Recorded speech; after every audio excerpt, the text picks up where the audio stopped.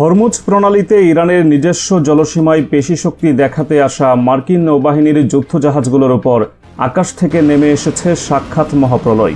তেহরানের ছোড়া নিখুঁত এবং বিধ্বংসী মিসাইলের আঘাতে চোখের পলকে ছিন্ন ভিন্ন হয়ে গেছে আমেরিকার অহংকার। নির্মমভাবে প্রাণ হারিয়েছে ৩ জন মার্কিন সেনা। আর সেই সাথে ওয়াশিংটনের কোষাগারের $5 মিলিয়ন মূল্যের অত্যাধুনিক হাইমার্স সিস্টেম এক নিমিষেই পরিণত হয়েছে পুড়ে যাওয়া ছাইয়ের স্তূপে। পরিস্থিতির চরম অবনতি ঘটায় এবং যুক্তরাষ্ট্রের যে কোনো ধরনের সামরিক তৎপরতা রুখে দিতে ইরান তাৎক্ষণিকভাবে হরমুজ প্রণালী পুরোপুরি বন্ধ করে দেওয়ার ঘোষণা দিয়েছে।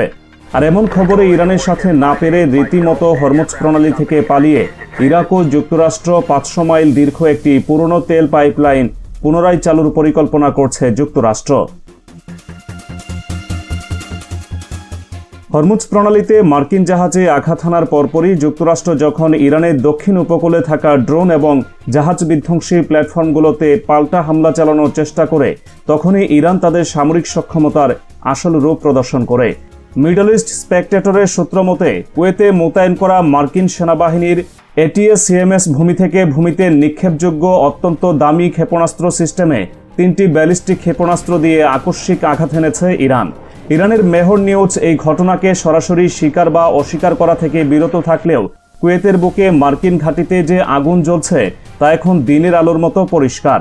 IRGC এর এই নিখুঁত হামলায় কুয়েতে থাকা যুক্তরাষ্ট্রের প্যাট্রিয়ট আকাশ প্রতিরক্ষা ব্যবস্থা, একটি বিশাল গোলাবারুদ গোদাম এবং একটি রাডার স্থাপনা পুরোপুরি ধ্বংসস্তূপে পরিণত হয়েছে।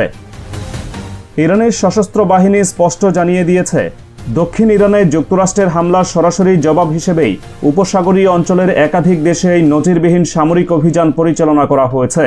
সংবাদ মাধ্যম আল জাজিরার প্রতিবেদন থেকে জানা যায়, ওমানের দুকম বন্দরে যুক্তরাষ্ট্রের বিমানবাহী রণতরীগুলোর জন্য ব্যবহৃত রসদ সহায়তা কেন্দ্র ও জ্বালানি সরবরাহ প্ল্যাটফর্মে ভয়াবহ হামলা চালিয়েছে তেহরান। IRGC নিশ্চিত করেছে, তাদের নিক্ষিপ্ত মিসাইলের আঘাতে এই গুরুত্বপূর্ণ মার্কিন স্থাপনাগুলো সম্পূর্ণ ধ্বংসপ্রাপ্ত হয়েছে।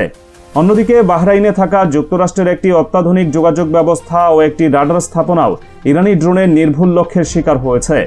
মধ্যপ্রাচ্যে যুক্তরাষ্ট্রের যে সামরিক দম্ভ ছিল তা আজ ইরানের সরাসরি সামরিক অভিযানের মুখে দুমড়ে মুচড়ে ভেঙে গুড়িয়ে গেছে। ধ্বংসযজ্ঞের পরিধি কেবল কুয়েত বা ওমানেই সীমাবদ্ধ থাকেনি।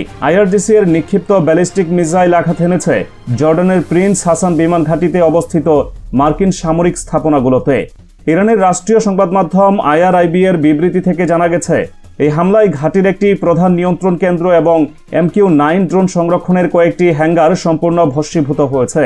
ঠিক একই সময়ে কাতারের আলুদেত বিমান ঘাঁটিতেও ব্যালিস্টিক ক্ষেপণাস্ত্রের আঘাত নেমে আসে। IRGC জানিয়েছে, হামলায় ওই ঘাঁটির যুদ্ধবিমান রক্ষণাবেক্ষণ কেন্দ্র এবং নিয়ন্ত্রণ ব্যবস্থা মাটির সাথে মিশে গেছে।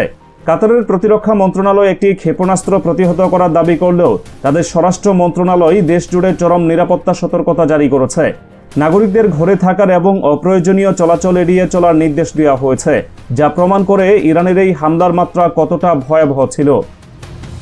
পুরো উপসাগরীয় অঞ্চল জুড়ে এখন চরম আতঙ্ক বিরাজ করছে। বাহরাইনের স্বরাষ্ট্র মন্ত্রণালয় বারবার সতর্ক সংকেত বাজাচ্ছে এবং সাধারণ মানুষকে নিরাপদ আশ্রয়ে সরে যেতে নির্দেশ দিচ্ছে। সংযুক্ত আরব আমিরাত এবং কুয়েতের আকাশসীমায় মুহুর্মুহু বিস্ফোরণের শব্দ শোনা যাচ্ছে। দেশগুলোর নিজস্ব আকাশ প্রতিরক্ষা ব্যবস্থা সক্রিয় থাকলেও ইরানের একের পর এক ধেয়ে আসা ড্রোন এবং মিসাইল প্রতিহত করতে তারা রীতিমতো হিমশিম খাচ্ছে। যুক্তরাষ্ট্রের মিত্র দেশগুলো আজ নিজেদের মাটিতেই মার্কিন সামরিক ঘাঁটির উপস্থিতির কারণে চরম নিরাপত্তাহীনতায় ভুগছে। কুয়েতের সেনাবাহিনী প্রকাশ্যেই জানিয়েছে যে তাদের আকাশসীমায় প্রবেশ করা বিভিন্ন উড়ন্ত বস্তু ঠেকাতে তাদের প্রতিরক্ষা ব্যবস্থা অবিরাম কাজ করে যাচ্ছে। স্থলভাগের পাশাপাশি সমুদ্রপথেও যুক্তরাষ্ট্র এবং তার মিত্রদের সম্পূর্ণ অবরুদ্ধ করে ফেলেছে Iran. Persian Gulf straight authority বা PGCA সুস্পষ্টভাবে জানিয়ে দিয়েছে, আপাতত হরমুজ প্রণালী দিয়ে কোনো ধরনের জাহাজ চলাচল মোটেও সম্ভব নয়। সংস্থাটি কঠোর শর্ত জুড়ে দিয়ে বলেছে, পরবর্তীতে যখন এই প্রণালীটি পুনরায় উন্মুক্ত করা হবে তখন শুধুমাত্র তাদের দেওয়া বৈধ পারমিট বা অনুমতিপত্র নিয়েই এই জলসীমা ব্যবহার করা যাবে। রয়টার্স এবং মিডল ইস্ট আইয়ের প্রতিবেদন অনুযায়ী IRGC নৌবাহিনী পরবর্তী নির্দেশ না দেওয়া পর্যন্ত হরমুজ প্রণালী সাময়িকভাবে বন্ধ ঘোষণা করেছে।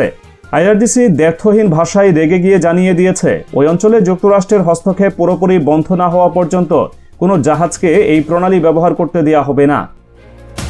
সমুদ্রে ইরানের এই নির্দেশ অমান্য করার কোনো সুযোগ যে নেই তা হাতে নাতে প্রমাণ করে দিয়েছে আইআরজিসি। একটি বিদেশি জাহাজ তাদের নিজস্ব ট্র্যাকিং বা অবস্থান শনাক্তকারী ব্যবস্থা বন্ধ করে সামুদ্রিক নিরাপত্তা ঝুঁকিতে ফেলে পালানোর চেষ্টা করলে ইরানি বাহিনী সতর্কতামূলক গুলি ছুড়ে সেটিকে থামিয়ে দেয়। আইআরজিসি এক বিবৃতিতে কঠোরভাবে জানিয়েছে, হরমুজ প্রণালীতে বিদেশি হস্তক্ষেপ বা অবৈধ নৌপথ ব্যবহার করে চলাচলের যে কোনো চেষ্টা চরম শক্ত হাতে মোকাবেলা করা হবে। যুক্তরাষ্ট্র বা ইসরায়েলের কথিত আগ্রাসন অব্যাহত থাকলে এর জবাবে আরও বিধ্বংসী প্রতিক্রিয়া দেখানোর কড়া হুঁশিয়ারি দিয়েছে তেহরান। মধ্যপ্রাচ্য জুড়ে যুক্তরাষ্ট্রের সামরিক ঘাঁটিগুলোতে ইরানের এই নজিরবিহীন এবং অপ্রতিরোধ্য হামলার পেছনের মূল কারণটি অত্যন্ত গভীর। গত 28 ফেব্রুয়ারি যুক্তরাষ্ট্র ও ইসরায়েলের বর্বরচিত বিমান হামলায় নিহত হন ইরানের সর্বোচ্চ নেতা আয়াতুল্লাহ আলী খামেনি।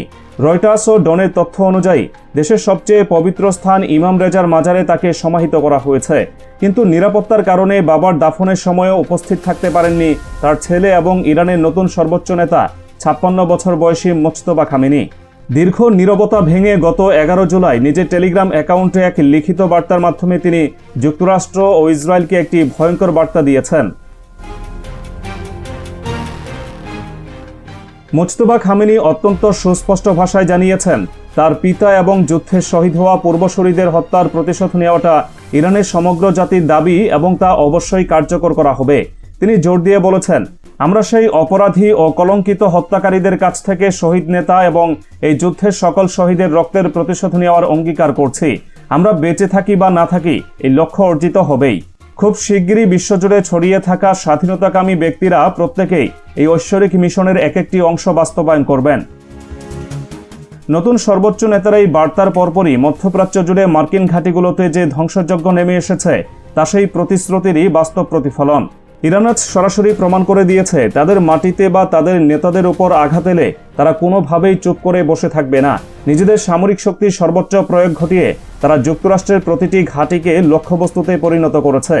3 মার্কিন সেনার মৃত্যু এবং কোটি কোটি ডলারের সামরিক সরঞ্জাম ধ্বংস হওয়ার পরও যুক্তরাষ্ট্র যদি এই অঞ্চলে কোনো ধরনের বাড়াবাড়ি করার চেষ্টা করে, তবে ইরান স্পষ্ট ঘোষণা দিয়েছে, পুরো মধ্যপ্রাচ্যকে মার্কিন সেনাদের গুরুস্থানে পরিণত করা হবে।